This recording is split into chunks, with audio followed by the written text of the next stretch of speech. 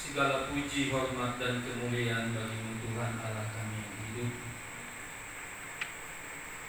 Sungguh besar anugerah dan pertolongan-Mu dalam kehidupan kami, di mana sepanjang tahun 2023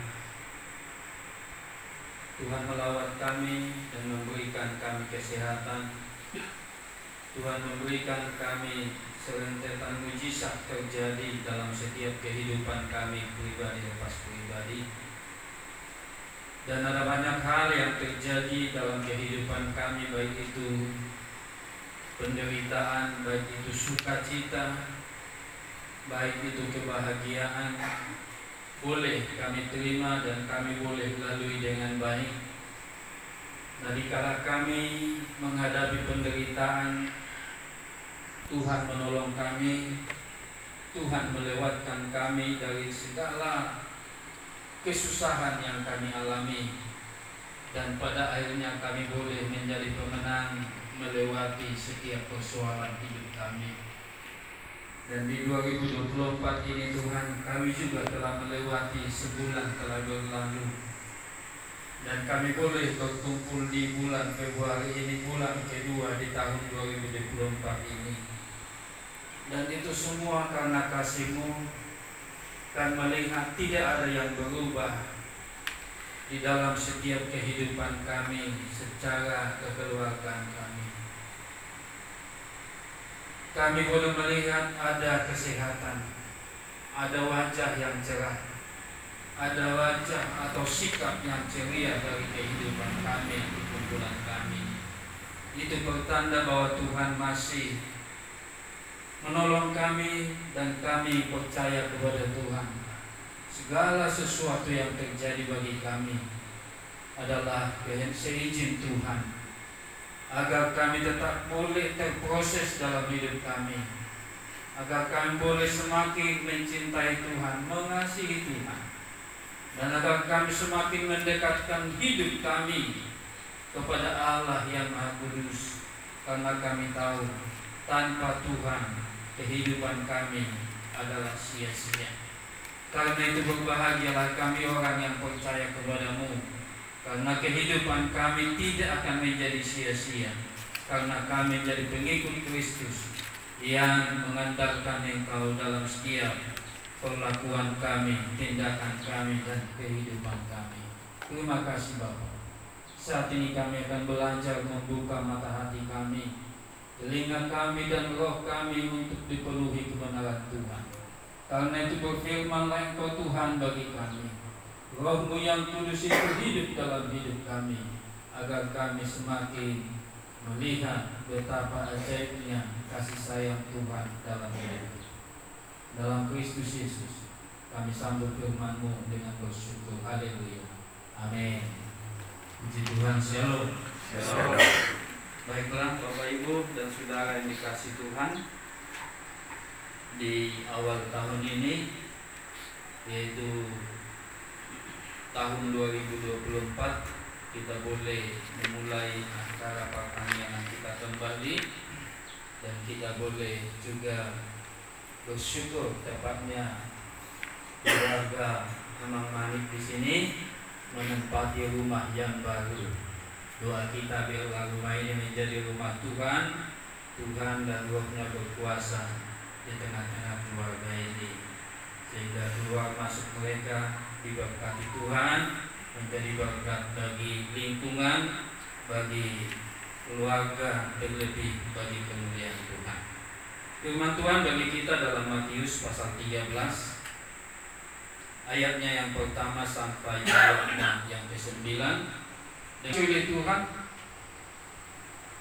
kita memperhatikan saat ini apa yang diinginkan oleh Tuhan terjadi bagi setiap kehidupan kekristenan.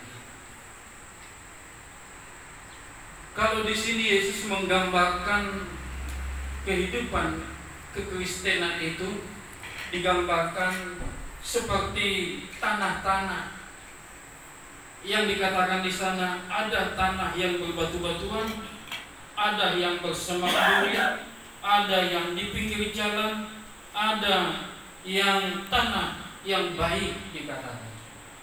Ada beberapa jenis di sini tempat jatuhnya benih yang ditaburkan oleh penabur. Namun kalau saya memperhatikan Bapak Ibu, yang dimaksudkan oleh Yesus dalam kalimat ini teristimewa dalam ayat 9. Siapa bertelinga, hendaklah ia mendengar. Kata-kata Yesus ini, saudara, mengisyaratkan kepada setiap kita, setiap umat Tuhan, hendaklah telinga itu digunakan dengan baik. Hendaklah telinga itu dipakai agar telinga itu boleh berfungsi dengan sebaik-baiknya. Artinya, saudara, ketika Yesus dikatakan keluar dari rumah dan duduk di tepi danau, ada banyak orang yang berbondong-bondong, ada banyak orang yang ramai-ramai datang mengelilingi atau datang kepada Yesus. Lalu Yesus berkata kepada mereka, memberikan perumpamaan ini tentang perumpamaan ini kepada mereka yang sedang berbondong-bondong mengikut Yesus, mengerumuni Yesus, yang mendatangi Yesus pada saat itu. Kalau saya berpikir, kenapa Yesus berkata kepada mereka ketika Yesus menceritakan, memberitakan kabar keselamatan, memberitakan kabar pertobatan, memberitakan kabar firman Allah kepada mereka. Yesus melihat bahwa dari sekian banyak yang berbondong-bondong itu datang, di antara mereka ada banyak orang yang tidak punya telinga dengan baik. Ada banyak orang yang tidak mau mendengarkan suara Yesus dengan baik. Mereka mungkin hanya memikirkan ketika Yesus boleh melakukan mujizat, Yesus banyak melakukan mujizat dan memberikan mereka makan minum ketika mereka haus dan lapar. Kemungkinan Yesus melihat keadaan mereka bahwa mereka ini adalah orang-orang munafik, orang yang tidak sungguh-sungguh mencari keselamatan itu, orang yang tidak sungguh-sungguh mendengarkan suara Tuhan itu. Sehingga Yesus berkata kepada mereka sebagai perumpamaan tentang tanah, yaitu ada tanah yang berbatu-batuan, ada tanah yang tipis, ada tanahnya yang jatuh di pinggir jalan, ada tanah yang baik, dikatakan tanah yang subur. Dan di sini saudaraku dikasih Tuhan, kalau kita memperhatikan saudara dikasih Tuhan, ada banyak di antara umat manusia sampai sekarang, mulai dari zaman dulu sampai saat ini saudara dikasih Tuhan, ada banyak umat Tuhan yang hanya mendengar dari telinga kiri, masuk dari telinga kanan, keluar dari telinga kiri. Inilah yang diperhatikan oleh Yesus, sehingga Yesus berkata, siapa bertelinga hendaklah ia mendengar. Kalau kita perhatikan sudah, semua manusia itu ciptaan Tuhan punya telinga yang bagus, punya pendengaran yang bagus. Lalu yang menjadi pertanyaan, kenapa Yesus berkata, siapa punya telinga, siapa yang bertelinga, hendaklah ia mendengar. Ini sudah. Ini artinya bahwa ketidakfokusan manusia, ketidakfokusan umat manusia dalam merenungkan kebenaran Allah, saudara dikasih Tuhan, tidak sungguh-sungguh. Nah, di sini tentang firman Allah tentang benih yang dikatakan oleh Allah. Benih di sini saudara bukan sebuah atau bukan hanya sekedar benih padi atau gandum yang digambarkan oleh Yesus. Tetapi benih yang dimaksud oleh Yesus di sini adalah benih itu ialah firman tentang kerajaan Allah. Benih itu adalah firman tentang kerajaan Allah, dan jenis tanah yang beragam itulah kondisi manusia yang mendengarkan firman Tuhan itu. Jadi dikatakan bahwa tanah yang dimaksudkan oleh Yesus itu adalah kondisi kita, kondisi tubuh kita, kondisi hati kita, kondisi hidup kita. Kondisi hidup kita, kitalah tanah itu, saudara kasih Tuhan. Yang digambarkan oleh Yesus, ada yang berbatu-batu, ada semak duri, ada tanah yang tipis, dan ada tanah yang subur. Karena itu saudara yang dikasih oleh Tuhan, kalau kita memperhatikan, menyoroti tentang penabur, penabur itu adalah Allah sendiri. Apa yang ditaburkan oleh Allah bagi kita adalah baik. Benih firman itu disampaikan kepada kita adalah baik karena tentang kerajaan Allah. Lalu 4 jenis tanah itu, pinggir jalan, tanah berbatu, tanah yang penuh semak duri, dan tanah yang baik itu sudah dikasih Tuhan, menggambarkan hal yang sama, yaitu orang Kristen yang mendengarkan firman Tuhan ini. Jadi saat ini kita sedang berada dalam penaburan benih firman Allah. Nah, kalau benih itu saudara dapat kita terima dengan baik, kalau tanah hati kita ini saudara, hidup kita ini subur, maka firman Tuhan yang kita dengarkan itu akan kita renungkan dengan baik dalam hidup kita. Yang menjadi sebuah permasalahan, kenapa saudara dikasih oleh Tuhan, seringkali manusia itu anggap remeh tentang khotbah dan firman Allah. Nah, tidak jarang di antara orang tua mendengarkan firman Tuhan, buka HP, buka YouTube, buka Facebook, bahkan main game di kala mendengarkan firman Tuhan. Ini seringkali terjadi. Seringkali terjadi. Kalau hal ini sudah kita lakukan, apakah kita dapat disebut atau dikategorikan sebagai tanah yang subur tadi, hati yang menerima kebenaran firman Tuhan itu? Sekali lagi Bapak Ibu, semua jenis tanah itu menggambarkan orang Kristen yang saat kita mendengarkan kebenaran firman Allah tentang kerajaan surga, semua sama-sama mendengar, semua sama-sama saudara buka telinga di saat itu. Namun yang menjadi persoalannya, ada yang menganggap sepi.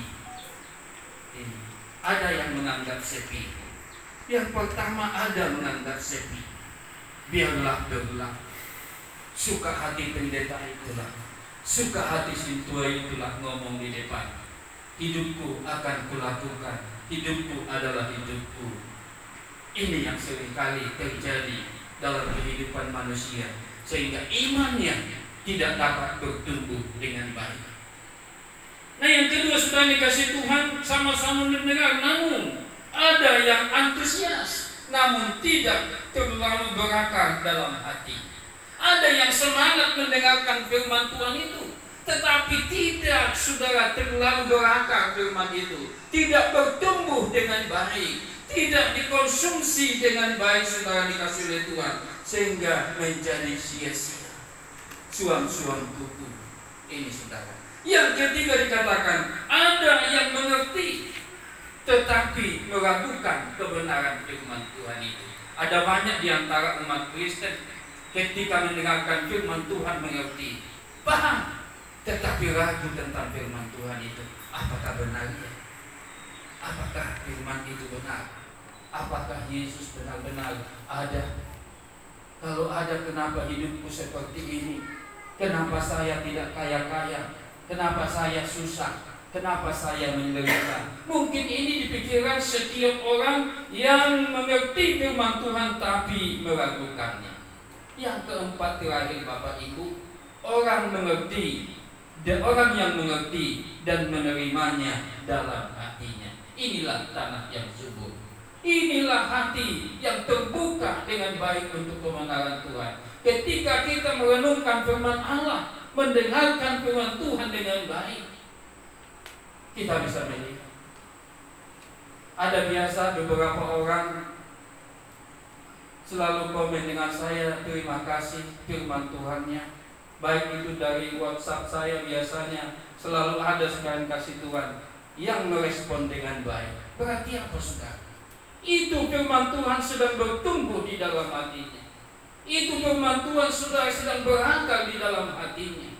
Ini saudara. Ada banyak orang saudara yang sakit hati. Ada banyak orang yang tersinggung oleh firman Allah, bukan berterima kasih saudara bahwa dia telah diingatkan, dia telah diperbaharui oleh firman Allah yang telah didengarnya pada saat itu. Karena itu Bapak Ibu, sekarang tanah yang mana yang menjadi bagian kita?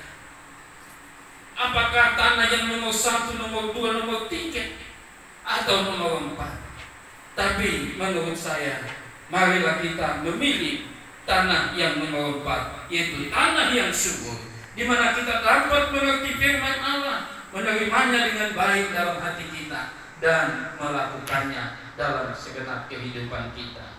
Harapan saya di 2024 ini, kita boleh menjadi tanah yang subur, yang diisi dengan kebenaran firman Tuhan, sehingga firman Tuhan itu dapat mengolah hidup kita dan menunjukkan jalan-jalan terbaik, agar hidup kita semakin hari semakin indah dan semakin dipermuliakan di dalam Tuhan. Amin. Kita berdoa.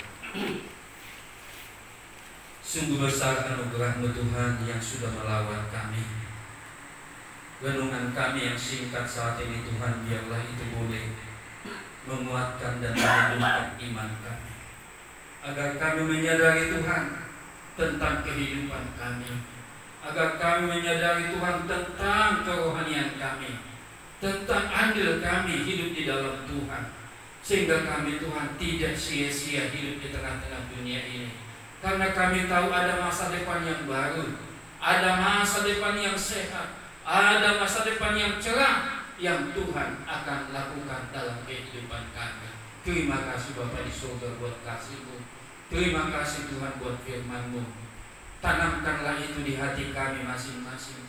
Biarlah kami, hidup kami menjadi tanah yang subur, yang diisi dengan benih firman Allah, yang dapat bertumbuh berakar dengan kuat, berbuah-buah banyak, sehingga semakin termuliakanlah Tuhan dalam setiap kehidupan kami. Dalam nama Yesus Kristus kami renungkan kebaikan-Mu dengan ucapan syukur. Haleluya.